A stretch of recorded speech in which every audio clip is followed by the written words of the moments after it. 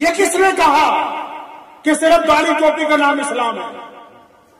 پوری دنیا میں اسلام آگے جا رہا ہے.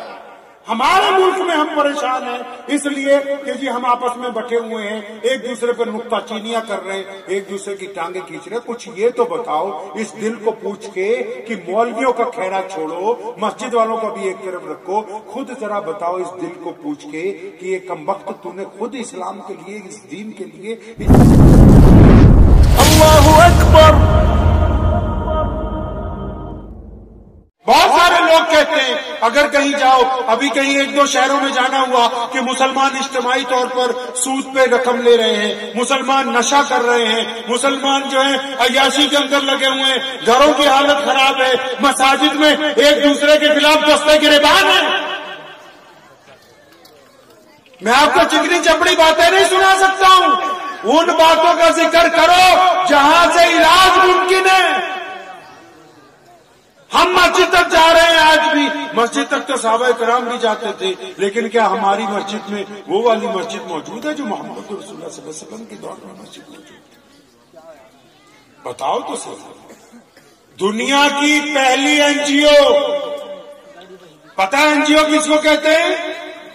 جو لوگوں کو کھانا کھلاتے ہیں، جو بھوکوں کو کپڑا دیتے ہیں، جو ننگوں کو کپڑا دیتے ہیں، جو بے سہاراؤں کو چھت دیتے ہیں، جو پاگلوں کو سدروں کو سنبھالتے ہیں، جو یتیموں مسکینوں کے کام آتے ہیں، اس کو انگریزی میں NGO کہتے ہیں. اور دنیا کا اتہاس اٹھاؤ، دنیا کی تاریخ اٹھاؤ، دنیا کی پہلی NGO کون سی ہے؟ محمد رسول اللہ نے وہ پہلی NGO مسجد نبوی میں بنائی ہے، مسجد کی تعمیر کے ساتھ بنائی ہے، مسجد کے مصلی قائم ہونے سے پہلے بنائی ہے، جس کو انہوں نے اصحاب صفہ کے چبوتے کا نام دیا ہے. لوگوں نے پوچھا تھا یا رسول اللہ صلی اللہ علیہ وسلم یہ چبوترا کس کے لیے؟ فرمایا یہ تو میرے اصحاب صفہ کا چبوترا ہے. یا رسول اللہ وہ کون؟ فرمایا جو غریب ہوں گے وہ یہاں رہیں گے نا، جو مسکین ہوں گے وہ یہاں رہیں گے، جو محتاج ہوں گے وہ یہاں رہیں گے، جن کے بھوکے ہوں گے ان کو ہم کھانا کھلائیں گے، جن کے پاس کپڑے نہیں ہوں گے ان کو ہم کپڑے دیں گے. آپ بھی بتاؤ کہ آپ کی مسجد میں اصحاب صفہ کا چبوترا ہے کہ نہیں ہے؟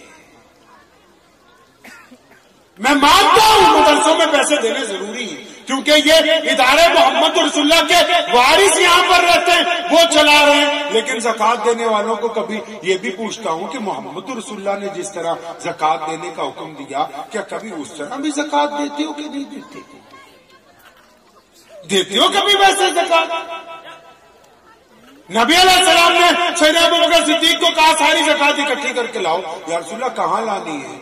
اپنی مسجد میں لانی ہے اور کہاں لانی ہے؟ پتہ لگا کہ آپ کے محلے کی زکوٰۃ کہاں اکٹھی ہونی ہے؟ مسجد میں. اچھا امام صاحب کیا کریں گے؟ متولی کیا کرے گا؟ چودھری کیا کریں گے؟ میرے نبی نے ہمیں سکھایا کہ مسلمانوں نے مسجد اس لیے نہیں بنائی کہ صرف نماز پڑھتے رہو، زکوٰۃ بھی اسی میں اکٹھی کرنا. کیوں؟ کیونکہ جو محلے میں غریب ہوگا، جو محلے میں مسکین ہوگا، جو محلے میں محتاج ہوگا، جس کا گھر گرنے والا ہے، جس کی بیٹی کی شادی ہونے والی ہے، جس کی دکان قرضے میں ہے، جس کے پاس ایک ٹھیلا بھی موجود نہیں ہے، تم پہلے اس کو زکوٰۃ دو گے تاکہ وہ بھی اگلے سال صاحب زکوٰۃ بن جائے. ذرا بتاؤ تو صحیح مسلمانوں کو ایک کام تو ہے جو رسول اللہ کے مطابق کرتے ہیں. نہ مسجد میں اصحاب صفہ کا چبوترا ہے، نہ یتیموں کے لیے کھانا ہے، نہ مسکینوں کی خبر گیری ہے. ارے یہ چیزیں تو بہت بڑی ہیں جو میں بات کر رہا ہوں. یہ تو مولوی کو 20,000 روپے تنخواہ نہیں دے سکتے، شاید آدھوں کی جان نکل جائے گی. اس لیے جوتی پہن لے گے 20,000 کی، موبائل 1.5 لاکھ کا خرید لے گی یہ قوم. تو دین جہاں سے اپلائی ہونا ہے، دین جہاں سے ملنا ہے، تو جی بھائی وہ والا کام تو ہم سے نہیں ہو سکتا. ملا جی کو نہیں اتنے پیسے دے سکتے. اگر بچہ بیمار ہو جائے تو دوائی کہاں سے لانی ہے؟ اچھے ڈاکٹر سے. بولیے کہاں سے لانی ہے؟ ارے کس ڈاکٹر سے لاتے ہیں؟ MBBS ڈاکٹر سے. بولے جولی گرانٹ جانا پڑے تو جائیں گے. دوائی وہیں سے چاہیے. گاڑی خریدنی ہے تو کہاں سے؟ بولے شو روم سے نکلوا کے لائیں گے.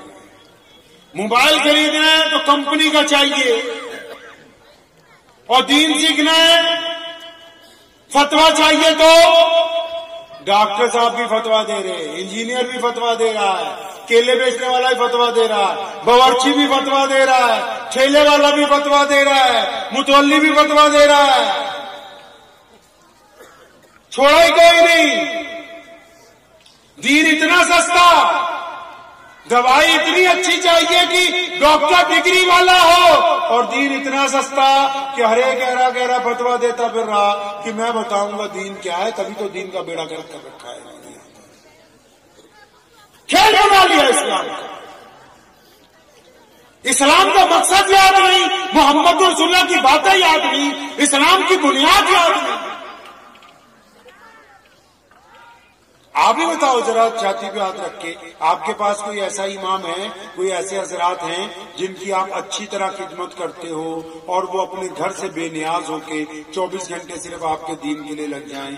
آپ تو مولوی کو تنخواہ دیتے ہوئے خود ہی رونے لگ پڑتے مسجد والے ہو، مسجد میں پتھر لگاتے رہنا، جہاں سے رسول اللہ صلی اللہ علیہ وسلم کی باتیں آتی ہیں اس طرف کچھ کام کرنے کی کوشش نہیں۔ مسجد کیوں بنائی؟ نماز کیوں پڑھتے ہیں؟ پتہ نہیں۔ زکات کیوں دیتے ہیں؟ پتہ نہیں۔ روزہ کیوں رکھتے ہیں؟ پتہ نہیں۔ بیٹی کو کیا پڑھانا؟ پتہ نہیں۔ ماں کیسی ہو؟ پتہ نہیں۔ بہن کیسی ہو؟ پتہ نہیں۔ بس اتنا پتہ ہے کہ سال میں ایک بڑھیا سا جلسہ ہونا چاہیے اور 2-4 باورچی بلاؤ، 50-60 دیگے اتارو بریانی کی، ایک طرف سے آپ کھاتے جاؤ، دوسری طرف سے آ کے جلسے میں بیٹھتے جاؤ۔ یہ صرف آپ کی نہیں میں بات کر رہا ہوں، اکیلی آپ کی نہیں کر رہا ہوں، میں پورے ملک کی بات کر رہا ہوں۔ دشمن دنیا میں کائنات میں ایسا کوئی نہیں، پوری کائنات میں اسلام کا کوئی ایسا دشمن ہی نہیں جو اسلام سے زیادہ طاقتور ہو یا مسلمانوں کے اوپر اقتدار کر سکتا ہو۔ اگر کہیں پر ہمیں کبھی شکست ہوئی یا پسپائی ہوئی تو اس کے ذمہ دار ہمارے اعمال بنتے ہیں، ہمارے اعمال بنتے ہیں۔ نبی علیہ السلام نے ہم نے 2 باتیں سمجھائی، فرمایا رب رسول کی مان لو اور دنیا کو برابری کا درجہ دے دو۔ ہم نے نبی علیہ السلام کی دونوں باتوں کو بلا دیا۔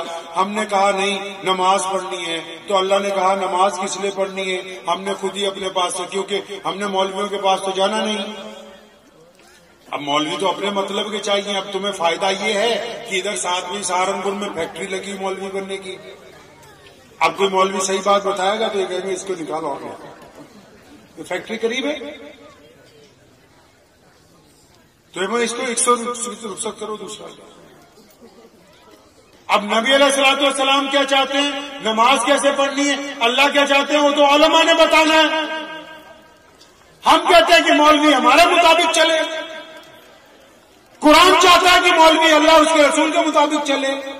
اب بتاؤ عزت کدھر کو ہے، اللہ اور اس کے رسول صلی اللہ علیہ وسلم کا کہنا ماننے میں ہے کہ نوٹ دینے والوں کا کہنا ماننے میں؟ عزت کدھر کو ہے بتاؤ مجھے، اب بتاؤ تو صحیح عزت کدھر ہے بھائی؟ اللہ اور اس کے رسول کا کہنا ماننے میں ہے نا۔ تو سیکھنا کس سے ہے؟ سیکھنا تو ان تمام اکابرین سے ہے، ان علماء سے ہے۔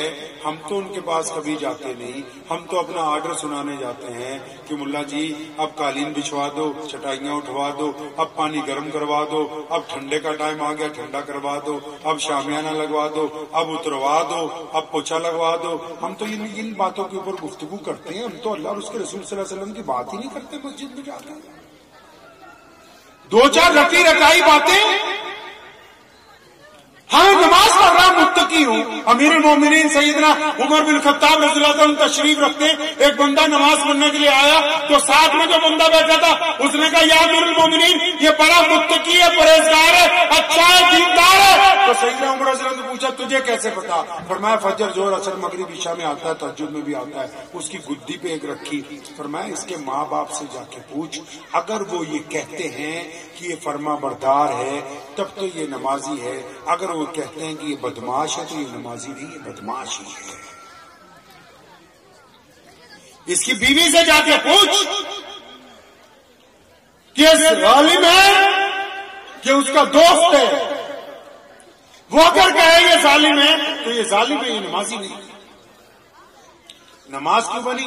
اللہ نے قرآن میں صاف صاف کہا کہ نماز اس لیے فرض کر دی گئی. آپ کو تو پتہ ہی ہوگا، سب کو پتہ ہے نا. ارے نماز فرض ہے، پتہ ہے کہ نہیں؟ ارے معلوم ہے نہیں بھائی؟ معلوم ہے ماشاءاللہ. کیوں فرض ہے؟ آپ ہی بتا. فوٹو کیوں نہیں؟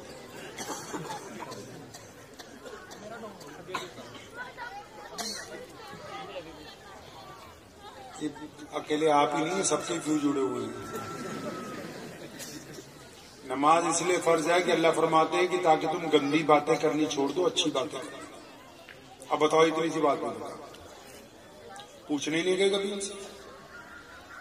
گئے ہو پوچھنے؟ پوچھا کبھی جا کے کہ حضرت نماز کیوں فرض ہوئی؟ یہ 10 آیتیں نکال دیں گے قرآن پاک میں سے، اور 10 کا مطلب یہی ہے. ایک جگہ اللہ فرماتے ہیں اس لیے تاکہ گندی باتیں کرنی چھوڑو، اچھی باتیں کرو. پھر کہتے ہیں اس لیے تاکہ تم اچھے بن جاؤ، یتیموں کو کھانا کھلاؤ. پھر کہتے ہیں اس لیے تاکہ تمہیں متقی بنانا ہے. قرآن نے تو واضح طور پر بات کھول کے سامنے رکھ دی کہ تم اچھے بندے بن جاؤ تاکہ رسول اللہ صلی اللہ علیہ وسلم کو اس دین کے لیے اچھے لوگوں کی ضرورت ہے. اب ہمیں تو یہی نہیں پتا کہ نماز فرض کیوں ہے. اندازہ لگاؤ کتنی دور ہے اسلام سے. گوشت کھانے کا نام اسلام نہیں ہے. رانگ نمبر ملا ہوا ہے ہمارا بھی. اچھا دیکھی ہوئی پی کے رہا. دوسروں کو مذاق اڑانے کی بجائے خود اپنی بات کرو. ہمیں خود ہی نہیں پتا نماز پڑھنی کیوں ہے، روزہ کیوں رکھنا ہے، مسجد کیوں بنائی. نبی علیہ السلام کا حکم ہے نماز تو گھر میں ہی پڑھ سکتے تھے. حکم ہوا میری امت مسجد میں آئے گی، جماعت سے نماز پڑھے گی، اکٹھے ہو کے نماز پڑھے گی، ایک کندھوں سے کندھا جوڑ کے نماز پڑھے گی تاکہ ان کے دل آپس میں مل جائیں گے، تاکہ یہ ایک دوسرے کے بھائی بھائی بن جائیں گے. اس لیے مسجد بنائی ہے. اس لیے مسجد بنائی کہ مسجد کے آس پاس کوئی بھوکا نہیں سوئے گا، چاہے وہ مسلمان ہو یا غیر مسلم ہو. اس لیے مسجد بنائی کہ نماز پڑھنے والے کسی کی بیٹی کے اوپر زنا کی نگاہ نہیں ڈالیں گے، بیٹی چاہے مسلمان کی ہو چاہے کسی غیر مسلم بھائی کی ہو. اس لیے مسجد بنائی کہ اس مسجد کے اندر آنے والے لوگ بہتر بن کے باہر نکلیں گے، سماج میں اچھائی کی بات کریں گے، برائی کی بات کو پیچھے لے جائیں گے. اب تو یہ بھی پتہ نہیں کہ مسجد کیوں بنائی، تو لوگ کہتے ہیں نماز پڑھنے کے لیے مسجد بنائی. مسجد کے پڑوسی بھوکے سو رہے ہیں، مسجد والوں کو خبر نہیں. گھر میں رشتہ داری میں بھائی سکا بہن سکی رشتہ دار پریشان ہیں، ہم نے کبھی چند پیسے ان کے دروازے کے نیچے نہیں ڈال کے آگے لفافے میں کہ چلو تمہاری اللہ کے لیے مدد ہو جائے اور تمہارا بھرم بھی رہ جائے، تمہاری بے عزتی بھی نہ ہو، میرے سے بھی میرا رب راضی ہو جائے. ہم نے تو کبھی کچھ ایسا نہیں کیا ہے.